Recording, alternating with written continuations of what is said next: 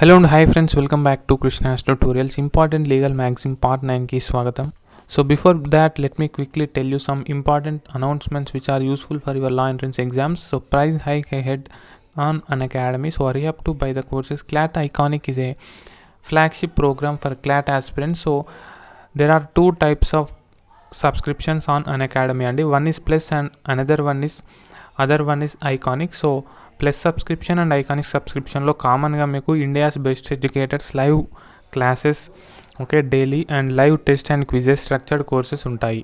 So మీకు iconic సబ్స్క్రిప్షన్లో ఉండే additional 3 advantages are live mentorship, that is 1-to-1, and live doubt solving, and raise a hand, you will get priority in live class if you ask a doubt.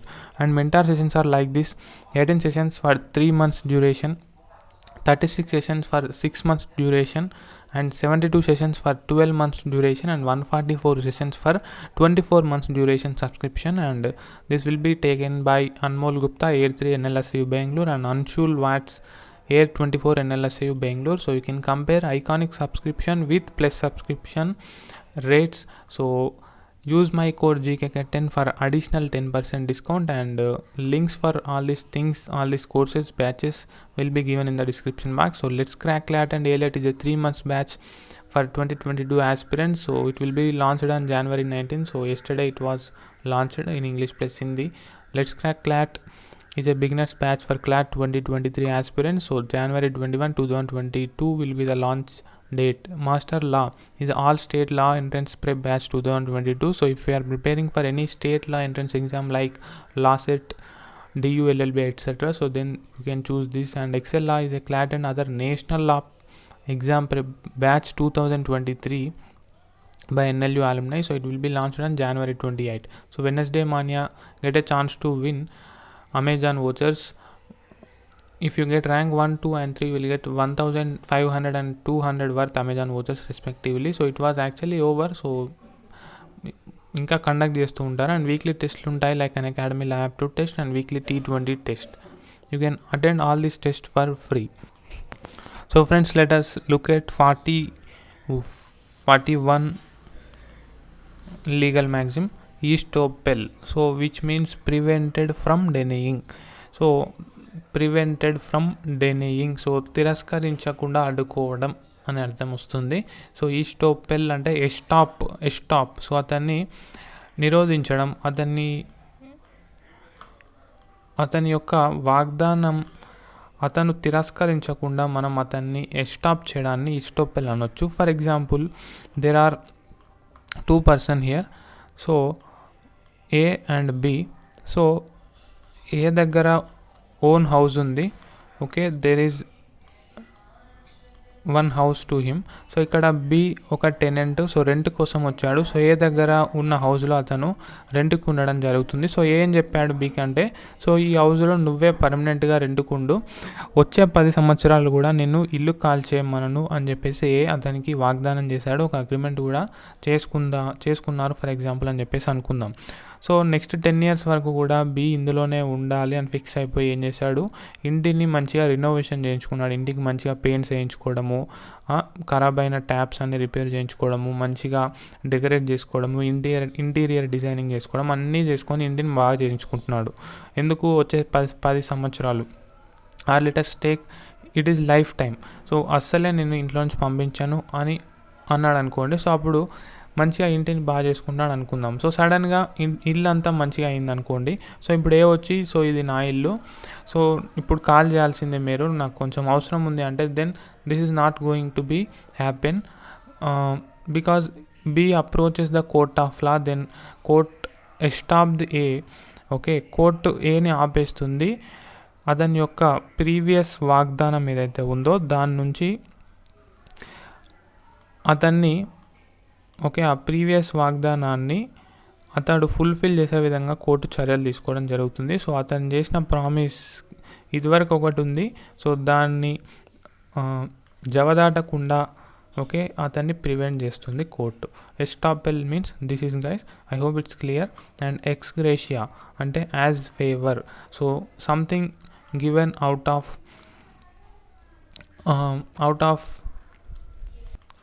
Love and grace అని చెప్పుకోవచ్చు. So something given voluntarily. For example employee retire అయ్యే సమయంలో ex gratia కొంచెం amount ఇవ్వడం జరుగుతుంది. So employee అంటే పని చేసే వ్యక్తి, ఎంప్లాయర్ అంటే పనిచ్చే వ్యక్తి, పని చేసిన వ్యక్తి రిటైర్మెంట్ అయ్యేటప్పుడు ఎక్స్గ్రేషియా అమౌంట్ ఇస్తాడు. అంటే ఎంప్లాయీ ప్రతి నెల జీతం తీసుకున్నాడు, సో ఇతనికి అడిషనల్గా ఇవ్వాల్సిన అవసరం ఎంప్లాయర్కి లేదు. But ex gratia as a favour చాలా ఎంప్లాయీస్, చాలా ఆర్గనైజేషన్స్, గవర్నమెంట్ అండ్ ప్రైవేట్ సెక్టార్స్లో కూడా ఎక్స్గ్రేషియా అమౌంట్ ఇస్తుంటారు. And not only in employer and employee relationship, but also we can see some other areas where ex gratia is frequently seen. Next, ex officio, because of an office held. By virtue an office అనే అర్థం కూడా వస్తుంది guys. By virtue of an office, by virtue of an office. So by virtue of an office or by virtue of his position అని చెప్పుకోవచ్చు. Because of an office held. For example మనకు according to article 62, okay, if I remember correctly,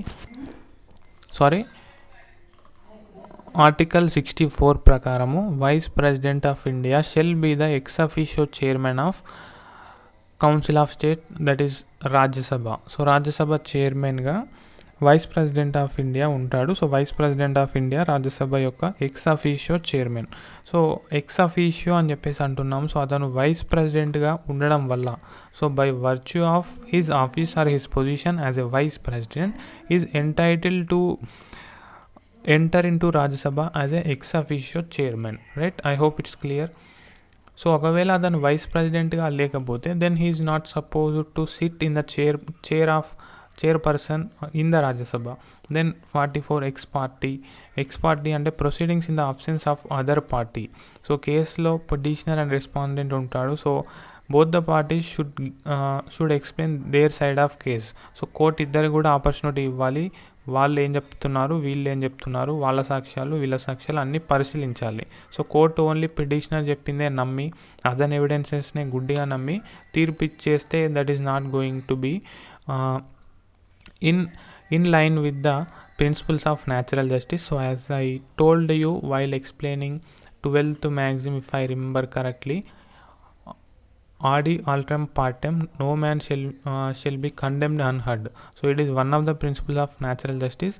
And the second one is ratio decidendi, and third one is nemo judex in causa sua. So principles of natural justice, even 35 ejusdem generis of the same kind and nature. So ejusdem generis of the same kind and nature అన్న meaning వస్తుంది. So meaning డైరెక్ట్గా గుర్తుంచుకోవాలి guys. ఇక్కడ మీరు కూడా ex party అంటే proceedings in the absence of other party అనే అర్థం. Ex officio because of an office held by virtue of an office అని కూడా చెప్పాను. సో ఎగ్జామ్స్లో అడుగుతారు. So where there are general words following particular and specific words, the general words must be confined to things of the same kind as those specified.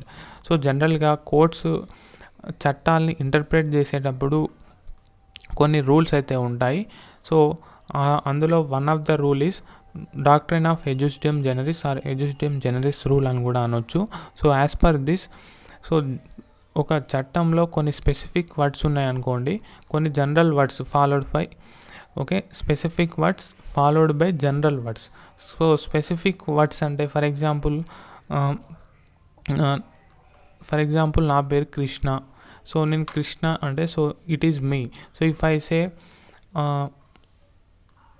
Man, so మనిషి. So మనిషి అంటే so ఇప్పుడు మనిషిలో male వస్తారు, female వస్తారు, okay, so చాలామంది వస్తారు. So it is general and it is specific. So ఇక్కడ specific words followed by general words అని చెప్పేసి అంటున్నాను. సో ఫర్ ఎగ్జాంపుల్ ఒక చట్టంలో road transport such as tractor, car, buses అని చెప్పేసి ఉందనుకోండి, and followed by general words and other vehicles అని చెప్పేసి అన్నారనుకోండి. సో ఇక్కడ అదర్ వెహికల్స్ అంటే మీరు షిప్స్ కానీ ఏరోప్లేన్స్ కానీ అని అనుకోకూడదు. So as per ejusdem generis, so the general words must be confined to things of the same kind as those specified. So ఇక్కడ అన్నీ కూడా రోడ్ ట్రాన్స్పోర్ట్ వెహికల్స్ ఉన్నప్పుడు మీరు ఇక్కడ air transport and water transport గురించి మాట్లాడకూడదు అనమాట. సో ఇక్కడ అదర్ వెహికల్స్ అన్నారు కదా, so other vehicles must be road transport vehicles only. So this is ejusdem generis అనమాట. I hope it's clear. And that's all in this video guys. Stay tuned, stay connected. Thank you, keep smiling, have a nice day.